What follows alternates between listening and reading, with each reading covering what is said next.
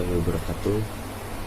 Eh, saya Sandro Dendi Yolanda akan mempresentasikan materi tentang piutang. Yang pertama adalah piutang usaha. Menurut Weigan dan kawan-kawan, piutang usaha adalah jumlah yang terhutang oleh pelanggan. Jenis piutang ini berasal dari penjualan barang dan jasa. Perusahaan umumnya mengharapkan untuk dapat menagih piutang dalam waktu 30 sampai 60 hari. Piutang usaha biasanya merupakan sejenis klaim paling penting yang dimiliki oleh perusahaan. Sedangkan menurut Harry, piutang usaha yaitu jumlah yang akan ditagih dari pelanggan sebagai akibat penjualan barang atau jasa secara kredit. Piutang usaha memiliki saldo normal di sebelah debit sesuai dengan saldo normal untuk aset. Piutang usaha biasanya diperkirakan akan dapat ditagih dalam jangka waktu yang relatif pendek. Biasanya dalam waktu 30 hingga 60 hari setelah ditagih. Secara pembukuan, piutang usaha akan berkurang di sebelah kredit. Piutang usaha diklasifikasikan dalam neraca sebagai aset lancar. Ini merupakan contoh soal dari piutang usaha. Dalam piutang usaha terdapat yang namanya anjak piutang.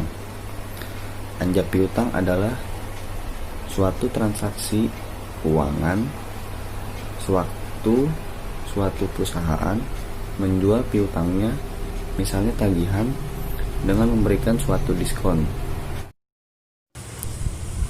Ini merupakan contoh dari anjak piutang.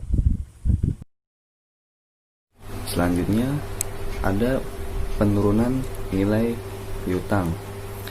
Pada akhir periode akuntansi dilakukan estimasi piutang tidak tertagih. Idealnya perusahaan pasti mengharapkan bahwa semua piutang yang dimilikinya itu dapat tertagih semua. Namun pada kenyataannya tidak selalu demikian. Ini merupakan contoh soal dari penurunan nilai piutang. Di dalam penurunan nilai piutang bisa digunakan dengan metode neraca. Yang terakhir ada yang namanya penghapusan piutang. Penghapusan piutang ini terjadi apabila perusahaan menemukan suatu bukti yang valid bahwa ada suatu piutang yang benar-benar tidak dapat ditagih. Contohnya itu perusahaan yang berhutang pada perusahaan kita itu bangkrut, sehingga otomatis tidak dapat menagih piutang. Ini merupakan contoh soal dari penghapusan piutang. Sekian presentasi dari saya. Kurang lebihnya mohon maaf. Wassalamualaikum warahmatullahi wabarakatuh. Assalamualaikum warahmatullahi wabarakatuh. Di video kita kali ini, kita akan melanjutkan materi terkait dengan piutang yang sebelumnya telah dibahas oleh rekan saya, Saudara Sandro, tentang piutang usaha. Namun, pada video kali ini, saya akan melanjutkan materi mengenai piutang yang sedikit lebih tidak lancar lagi, yakni mengenai piutang wesel. Piutang wesel pada dasarnya adalah piutang yang berasal dari transaksi penjualan barang ataupun jasa secara kredit. Nah, hampir sama ya dengan piutang usaha. Namun, yang menjadi perbedaannya di sini adalah adanya surat janji tertulis dari debitur untuk membayar sejumlah nilai piutang. Nah, kemudian untuk piutang wesel tersebut, di sini ada dua kategori. Yang pertama adalah berdasarkan bunganya. Nah, berdasarkan bunganya ini dibagi lagi menjadi dua. Yang pertama adalah wesel tanpa bunga, dan yang kedua adalah wesel berbunga. Nah, wesel tanpa bunga ini kita hanya perlu membayarkan piutang sejumlah nilai piutang yang ada. Sedangkan wesel berbunga, selain kita harus membayarkan nilai piutang yang ada, kita juga harus membayarkan biaya bunga tersebut. Kemudian, untuk kategori yang selanjutnya, ada berdasarkan jangka waktunya. Nah, untuk jangka waktunya sendiri juga sama, terbagi menjadi dua. Yang pertama ada wesel jangka pendek dan wesel jangka panjang. Nah, untuk wesel jangka pendek ini, dia biasanya kurang dari 1 tahun. Sementara untuk yang jangka panjang, itu biasanya lebih dari 1 tahun.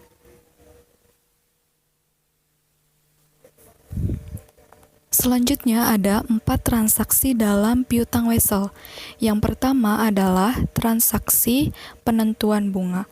Yang kedua, ada penyesuaian akhir periode untuk wesel yang belum jatuh tempo. Dan yang ketiga, ada pendiskontoan wesel, sementara yang terakhir ada tanggal jatuh tempo bagi piutang yang telah didiskonto. Semua transaksi ini akan saya bahas di dalam video ini. Nah, mari kita lanjutkan ke sesi selanjutnya.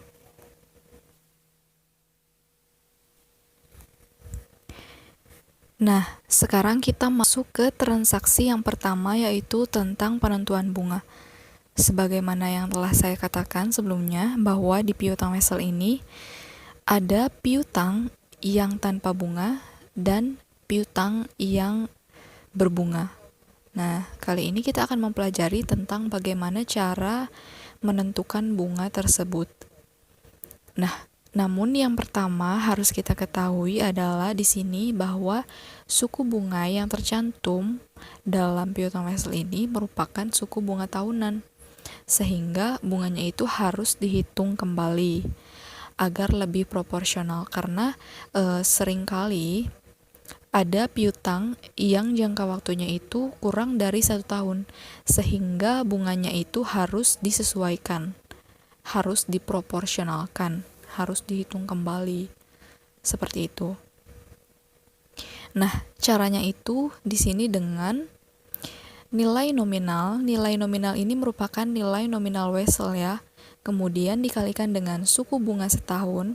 Suku bunga setahun ini bisa 12%, bisa 24%, bisa 15%, bisa 10%.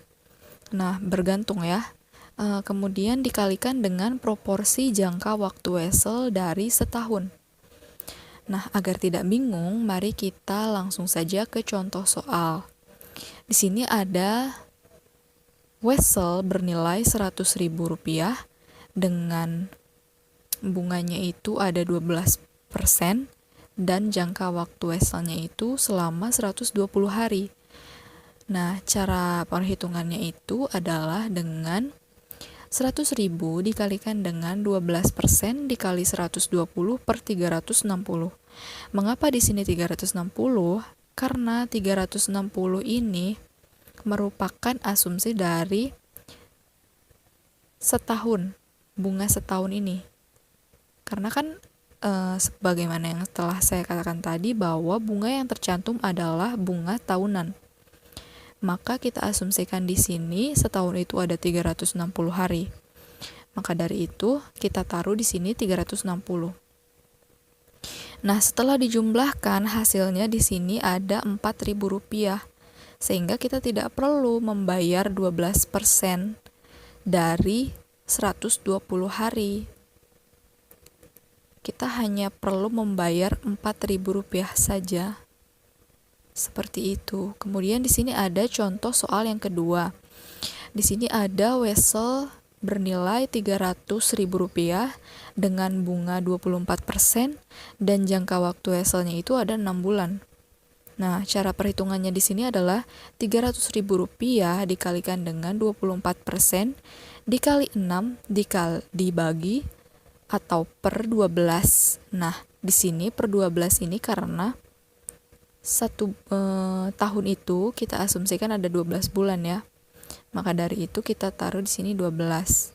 Nah, hasilnya itu adalah Rp36.000. Seperti itu.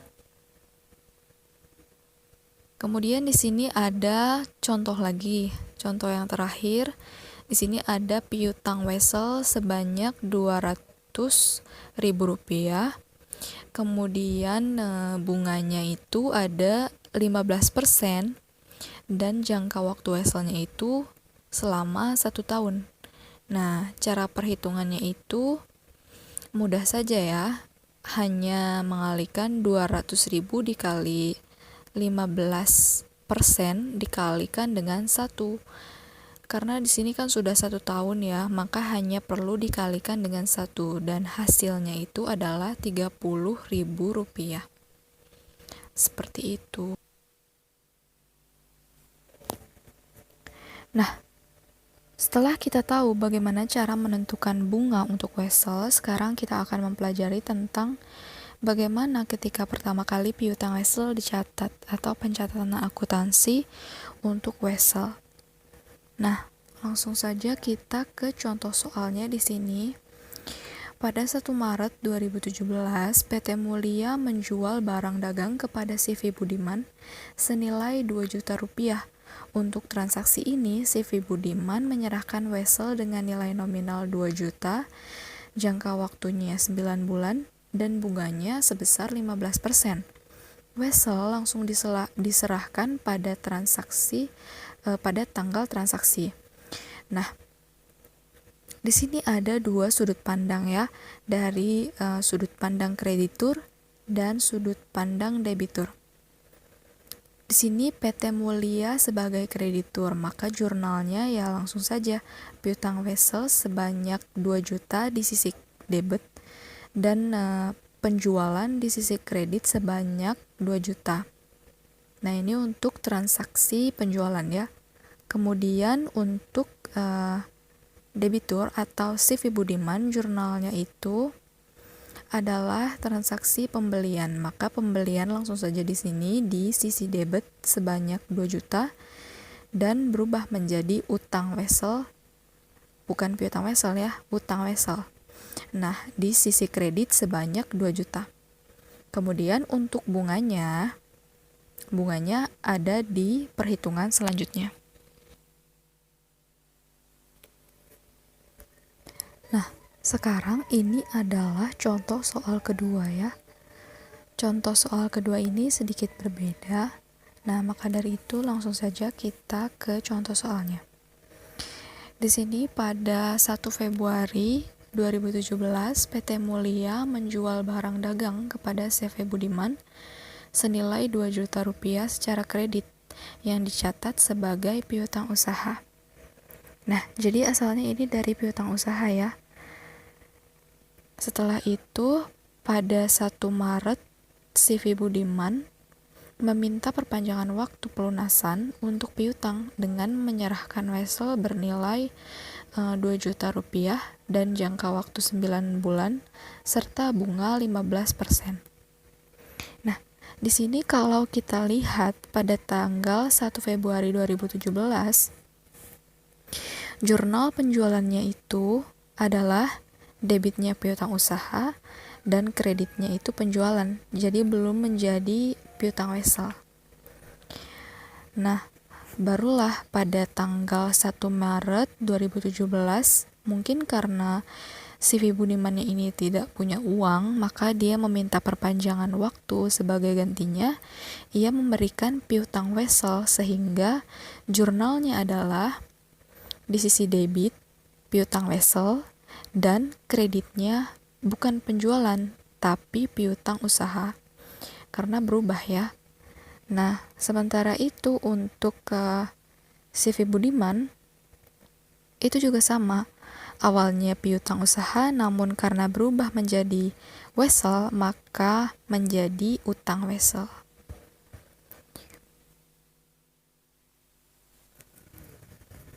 Bagaimana kita melihat jurnal ketika jatuh tempo? Nah, di sini unsur bunga akan terlihat pada saat sudah waktunya jatuh tempo. Sehingga pada saat pertama kali dicatat, piutang wesel itu bunganya belum terlihat. Di sini kita langsung saja ya ke contoh soalnya. Pada tanggal 1 Desember 2017, PT Mulia menerima pelunasan piutang wesel dari CV Budiman atas piutang wesel pada 1 Maret 2017. Nah, PT Mulia yang mendapatkan pelunasan wesel mendapatkan kas.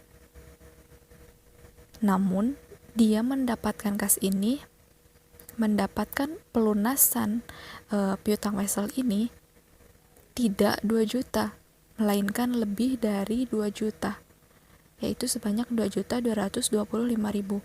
Mengapa bisa demikian?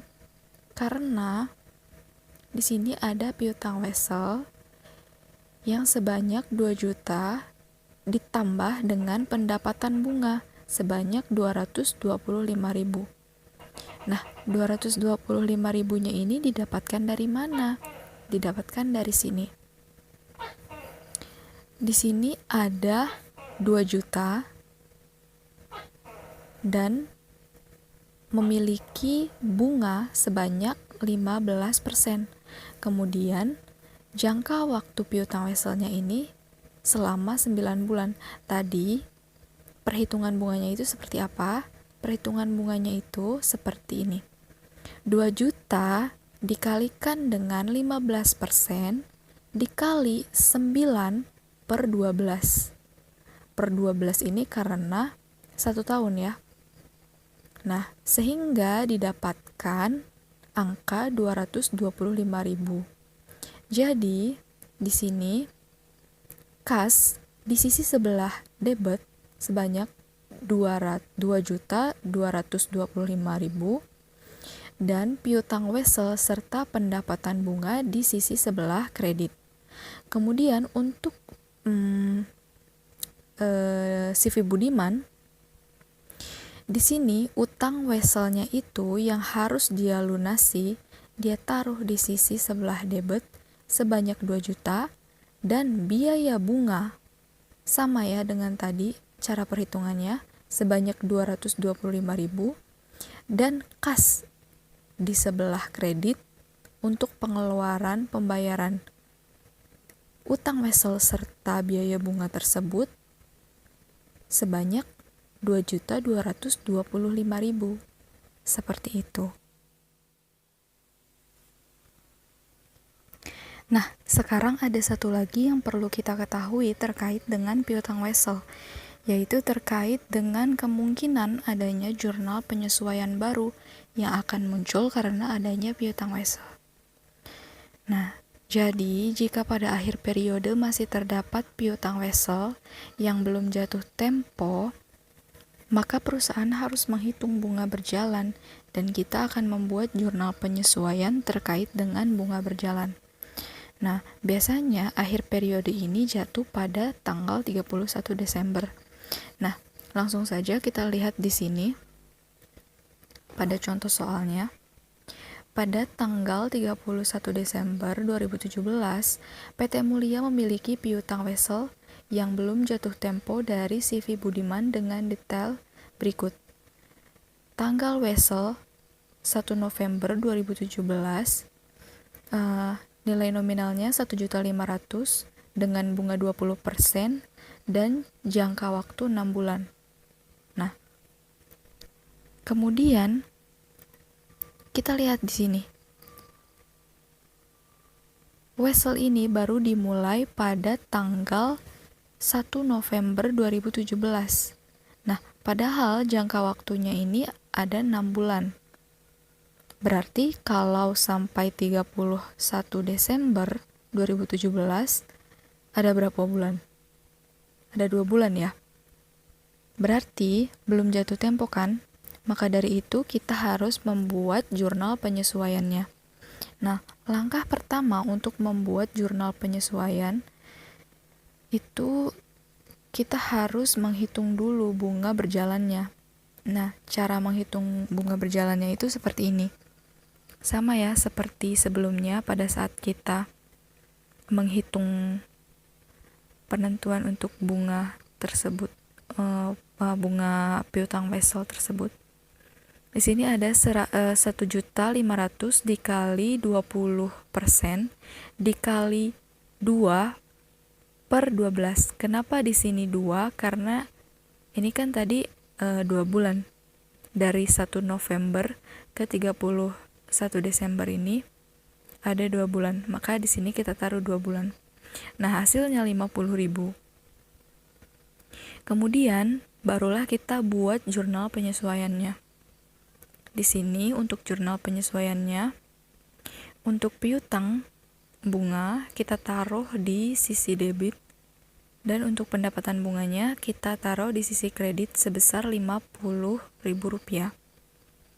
Nah, setelah itu untuk membuat jurnal pembalik pada tahun 2018.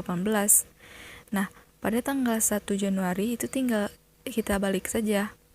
Nah, pendapatan bunga itu di sebelah debit sebesar 50.000 dan piutang bunga itu di sebelah kredit sebesar 50.000. Kemudian pada saat tanggal pelunasannya pada 1 Maret nanti kas di sini 1.650.000 di sisi debit dan piutang wesel sebanyak 1.500.000 di sisi kredit serta pendapatan bunga 150.000. Nah, 150.000 ini dari mana? 150.000 ini dari perhitungan bunga selama 6 bulan. Ya, jadi perhitungannya itu adalah 1.500.000 dikali 20% dikali 6 per 12 sama dengan 150.000. Maka dari itu jumlah keseluruhan totalnya itu adalah 1.650.000. Seperti itu. Nah, sekarang kita masuk ke transaksi yang selanjutnya, yaitu tentang pendiskontoan wesel. Nah, pendiskontoan wesel ini sebenarnya hampir sama dengan pengalihan piutang pada pihak ketiga. Nah, contohnya di sini ada kasus kreditor memiliki piutang wesel dan ia membutuhkan uang tunai segera. Jadi kreditor mendiskontokan wesel tersebut dengan menyerahkan wesel tersebut kepada bank, tapi bisa juga kepada lembaga keuangan yang lain ya, tidak hanya kepada bank. Kemudian bank tersebut akan membayar kepada kreditor selanjutnya. Bank akan menagih piutang wesel tersebut kepada debitor.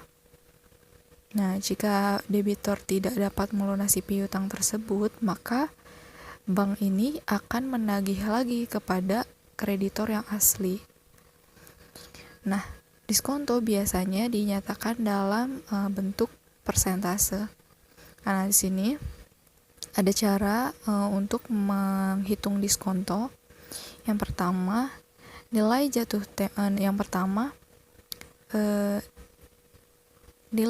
tempo dikalikan dengan berapa persen dari si diskonto tersebut, kemudian dikalikan dengan periode memegang wesel bagi pendiskonto. Misalnya, jika jangka waktunya itu adalah 2 bulan, maka di sini taruhlah 2 per 12 bulan. Seperti itu.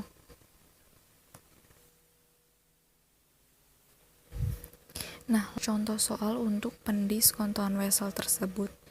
Di sini ada contoh soal pada tanggal 1 Oktober 2017, PT Mulia memiliki wesel dengan nilai nominal 2.500.000. Kemudian tanggal wesel tersebut itu tanggal 1 September jatuh tempo dalam 6 bulan.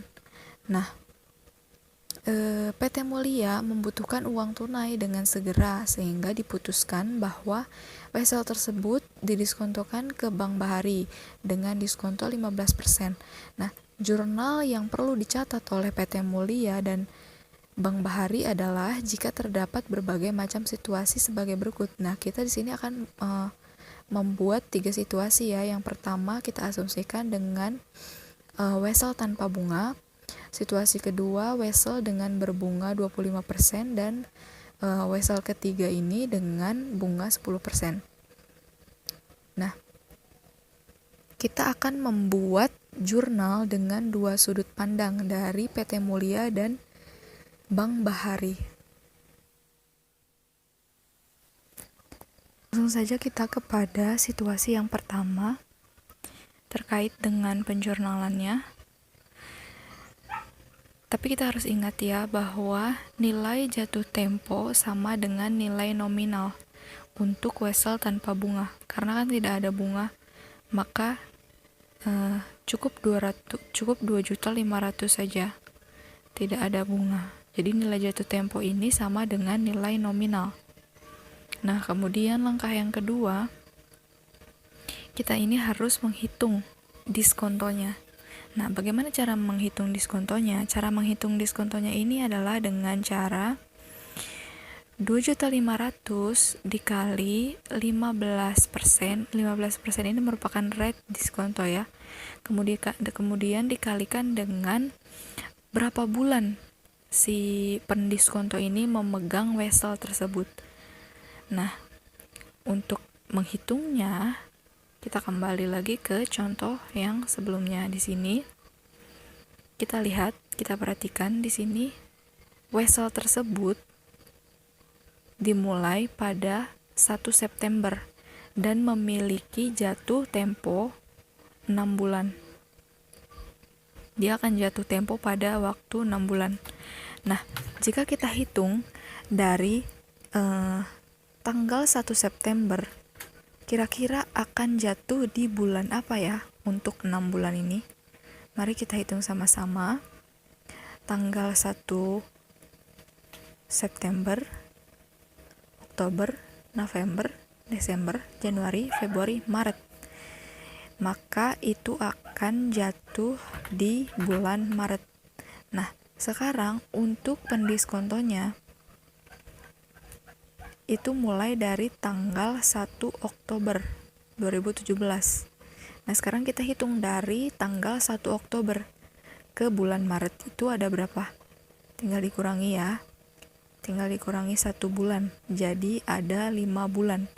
Nah, maka dari itu di sini kita tulis angka 5/12.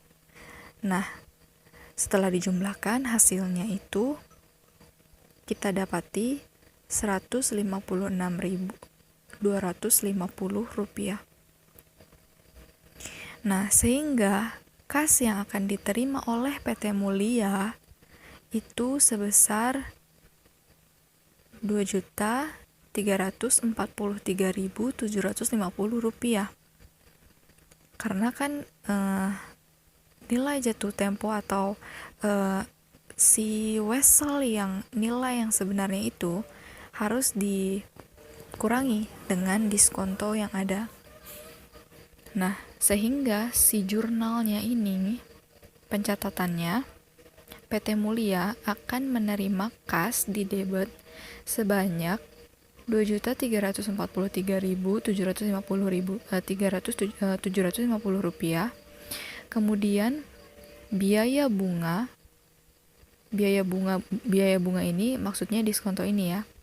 Ini sebesar Rp156.250 di sisi sebelah debit juga. Setelah itu baru piutang wesel diskontonya 2.500.000 yaitu di sisi sebelah kredit. Sedangkan untuk sudut pandang Bank Bahari, nah dia mencatat di sini di sebelah debit itu piutang wesel sebesar 2.500.000 dan kas yang dia keluarkan itu sebanyak Rp2.343.750. Sedangkan Rp156.250 ini menjadi pendapatan bunga yang akan didapatkan oleh Bank Bahari. Seperti itu. Nah, sekarang kita masuk ke situasi yang kedua, yaitu tentang wesel dengan bunga 25%. Nah, pertama-tama kita harus menghitung dulu nilai jatuh temponya. Nilai jatuh tempo ini merupakan nilai nominal yang ditambah dengan bunga, sehingga kita dapati di sini 2.812.500. Nah, sehingga langsung kita masukkan saja ke perhitungan diskonto ini. Jadi 2.812.500 dikali dengan 15% dikali 5 per 12. Sehingga kita dapati di sini Rp175.000. Nah, nilai jatuh tempo tersebut tinggal dikurangi diskonto, sehingga kas yang akan diterima oleh PT Mulia itu sebesar Rp2.636.719. Nah, lalu untuk jurnalnya, untuk sudut pandang PT Mulia, di sini kita catat sebelah sisi debit kas sebesar Rp2.636.719. Kemudian di sisi kredit, pendapatan bunga sebesar Rp136.719. Nah, Rp136.719 ini kita dapat dari bunga, selisih bunga dengan selisih diskonto. Jadi kita catat sebagai pendapatan bunga di sisi kredit untuk sudut pandang PT Mulia. Kemudian yang selanjutnya kita catat piutang wesel juga di sebelah sisi kredit sebesar 2.500.000.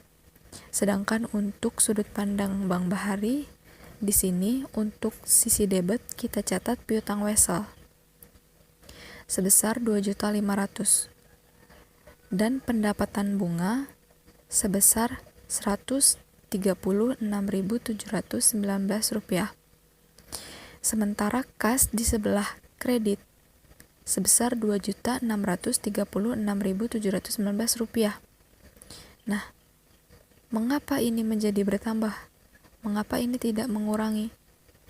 Karena pendapatan bunga ini kita taruh di sebelah untuk Bank Bahari. Nah, kenapa kita tidak ubah menjadi biaya bunga? Kenapa kita malah catat sebagai pendapatan bunga? Dan itu pun ditaruh di sebelah debit. Nah, karena nanti pada saat pelunasan, akun pendapatan bunganya ini neto.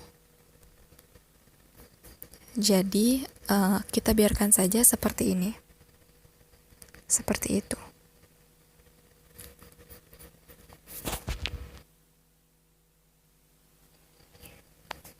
Nah, sekarang kita masuk ke situasi yang ketiga, yaitu wesel dengan bunga 10%. Nah, sama dengan contoh soal sebelumnya, pertama-tama kita harus menghitung dulu berapa nilai jatuh temponya. Nah, setelah dihitung-hitung, nilai jatuh temponya itu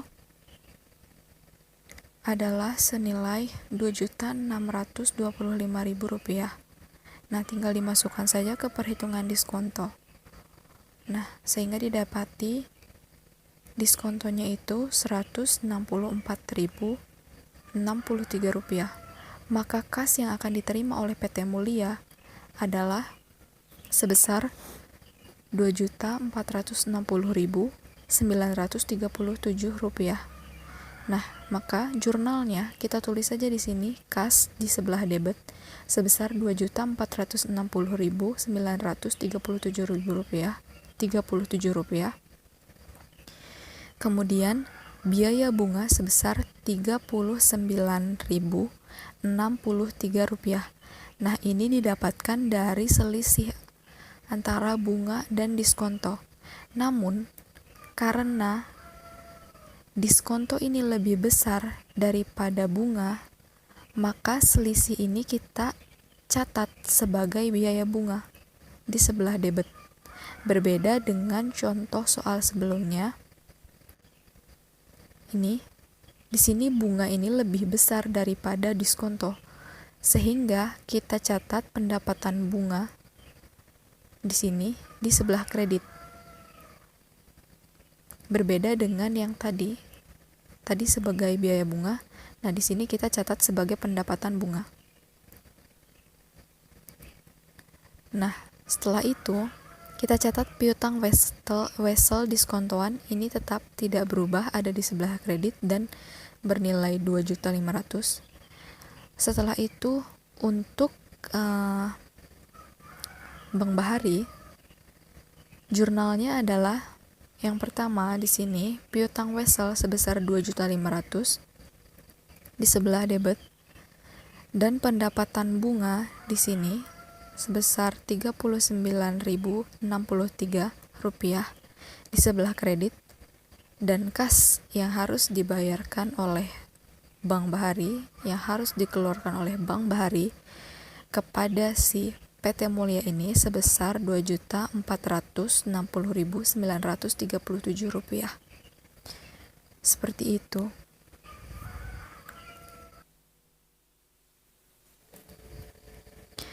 Nah, sekarang kita akan beralih ke transaksi yang terakhir, yaitu tentang tanggal jatuh tempo bagi piutang yang telah didiskontokan.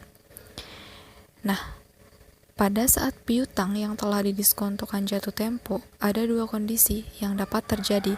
Yang pertama adalah debitor melunasi piutangnya, dan yang kedua adalah debitor tidak melunasi piutangnya. Nah, di sini kita langsung saja kepada contohnya. Contoh yang pertama ini adalah ketika debitor dapat melunasi piutangnya. Sini situasi 1, melanjutkan contoh sebelumnya.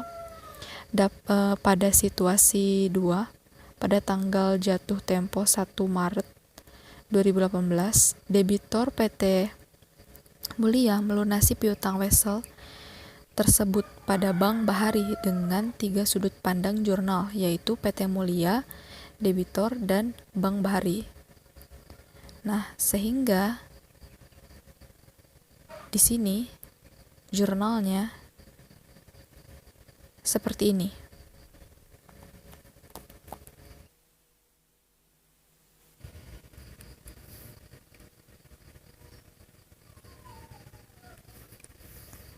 Nah, untuk jurnalnya sendiri, untuk jurnal PT Mulia itu kita taruh di sini piutang wesel diskontoan sebesar 2.500.000 di sebelah debit, dan piutang wesel di sebelah kredit sebesar 2.500.000.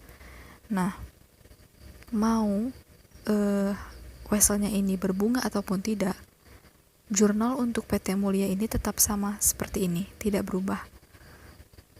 Sedangkan untuk debitor, jurnalnya itu untuk utang wesel itu di sebelah debit sebesar 2.500.000, dan biaya bunga di sebelah debit sebesar 312.000. Nah, biaya bunga ini didapat dari mana? Biaya bunga ini didapat dari perhitungan di sini. Nah, di sini.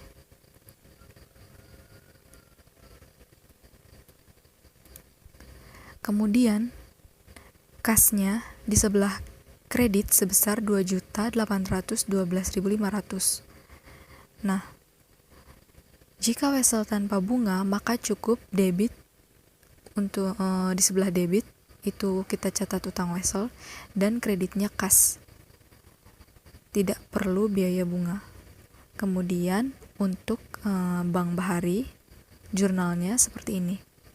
Kas di sebelah debit sebesar 2.812.500, dan pendapatan bunga di sebelah kredit 312.000, serta piutang wesel di sebelah kredit sebesar 2.500.000. Nah, ini adalah contoh jurnal untuk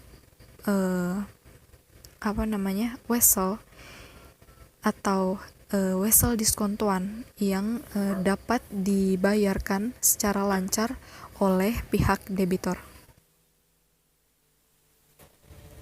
Nah, lalu bagaimana apabila si wesel yang sudah didiskontokan itu tidak dapat dilunasi oleh si debitor.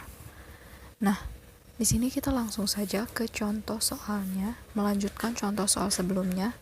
Pada situasi kedua, pada tanggal jatuh tempo 1 Maret 2018, debitor PT Mulia tidak dapat melunasi piutang wesel tersebut pada Bank Bahari.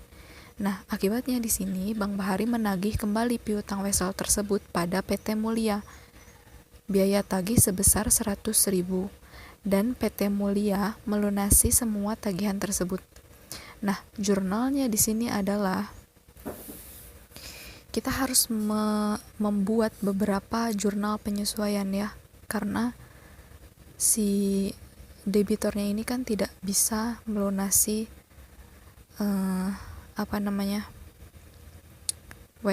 wesel yang telah didiskontokan tersebut. Nah, maka di sini jurnal yang akan dicatat oleh PT Mulia di sini seperti ini. Piutang wesel diskontoan di sebelah debit sebesar 2.500.000 dan piutang wesel di sebelah kredit sebesar 2.500.000. Ini sama seperti sebelumnya. Setelah itu di sini ada jurnal penyesuaian.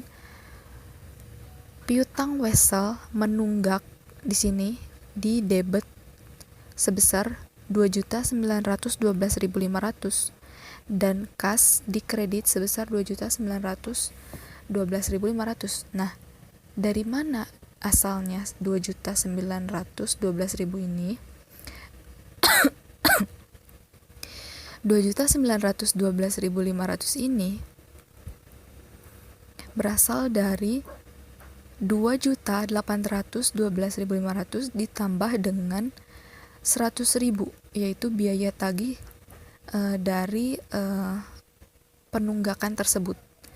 Jadi totalnya menjadi 2.912.500. Seperti itu. Nah, ini ada jurnal untuk Bank Bahari. Nah, jurnal untuk Bank Bahari di sini yang pertama ada untuk biaya penagihan. Nah, biaya penagihan ini ada di sebelah debit sebesar 100.000 dan di sebelah kreditnya itu ada kas sebesar 100.000. Kemudian di sini ada jurnal kedua. Nah, jurnal keduanya ini adalah di sini kas, dia menerima uang sebesar 2.912.500 dari si PT Mulia tersebut. Kemudian rinciannya ini di sini di sebelah kredit ada pendapatan bunga 312.500, kemudian piutang wesel sebesar 2.500.000 dan biaya penagihan 100.000. Nah, kenapa ini dicatat lagi di sini? Karena sebelumnya jurnal yang ada di atas ini merupakan jurnal sementara saja. Karena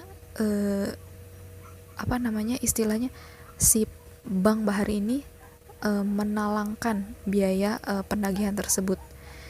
Karena kan belum dibayar oleh si PT Mulia tersebut.